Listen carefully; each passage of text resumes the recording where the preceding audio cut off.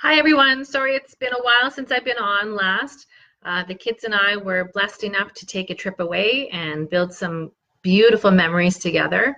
And we're back. So I was reminded of, again, the whole issue of traveling with the kids after a divorce. And we talked a little bit about it in a previous post in terms of that travel consent that can be a bit of a challenge when you're dealing with another parent who might be challenging to deal with. And I really wanted to speak to that parent. So if you're that parent who creates obstacles, the ex may want to take the kids away and you're usually holding off on the travel consent or just creating hoops that they have to jump through in order for you to say, yes, I'll sign the travel consent. I am asking you to really think through why you're doing that. At the end of the day, who's really suffering here? You may be trying to somehow dig at the other parent. You may be trying to impart some kind of revenge because you're not happy with how they're treating you. And while that might be some frustration and aggravation to that other parent, at the end of the day, what you're really doing is hurting your kids. And I know you don't want to do that. I know that you love your kids and you want the best for them. So instead of thinking about all the negativity and trying to get back at the other parent, think through that decision from the eyes of your children. What would they say and how would they feel if they knew that you were withholding signing that travel consent, that you were withholding the opportunity from them to spend some time to bond with the other parent, maybe spend some time in some cool location that they wanted on a vacation to, or maybe it's just some kind of event, but you're standing in the way of your children having this beautiful experience with the other parent simply because your ego is getting in the way. I would hazard a guess that at the end of the day, if you think about this 5 years, 10 years, 15 years from now, would it really have mattered that much that you stood in the way? Or would it have been better that your children were allowed to go wherever it was that that parent wanted to take them? They were allowed to experience some beautiful experiences, something that would open their mind to something they may not otherwise see.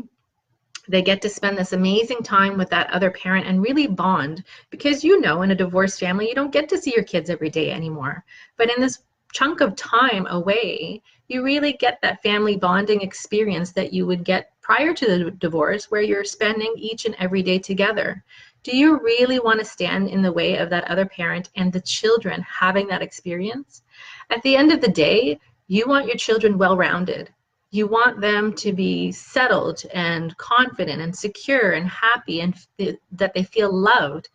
How can they be all of those things if you are always standing in the way of that travel consent or that special event or that thing that the other parent wants to do for and with your children, but you're standing in their way?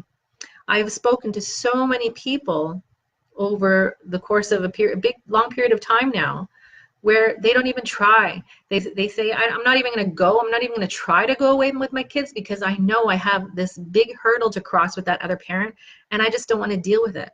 And I think to myself, how sad is that? How sad that you don't get that experience with your kids. Maybe the ex is having a particularly good financial year and they really want to celebrate with your kids. Maybe there's some other hurdles and they know that this is their only opportunity for a long time to take your kids away and really be with them. And you're standing in the way of your kids feeling that love, having those gorgeous experiences. I don't think you're going to feel very happy that you did that to them. And I don't think that's really what your intention is if you're the one that's standing in the way. I think what's happening is you're acting out of hurt. You're harboring these negative feelings, and you're feeling like you just want to somehow get back at that other parent, but you're really just getting back at your kids, and that's not actually your intention. So how would it be if you set aside those feelings in the moment, said, yep, I'm going to allow those kids to have a great opportunity, a great experience with the other parent, because I want to see the joy on their faces when they come back and they tell me about all the great, cool things that they did, and they don't feel like they have to hide it from me because we're totally open in this discussion. I'm signing the consent. I'm wishing you a great trip with the other parent, and I want to hear all about the happiness that you experienced with the other parent, just as you would want the same for yourself if you decide you want to take your kids away as well. So just a little tidbit that I was reminded of. I'm so grateful that we were blessed to have a great week away. And it's just a wonderful opportunity for everyone, for the children, for the parent that takes them away, and for the parents staying home to hear about all these great experiences from your kids and seeing the joy on their faces. Because at the end of the day, it's always about our kids. It's about making them happy, making them feel loved, and letting them know it's okay to have two parents in two different households, and we can work together as cooperative adults so that you guys can grow up happy regardless of the fact that we're divorced. Have a great day.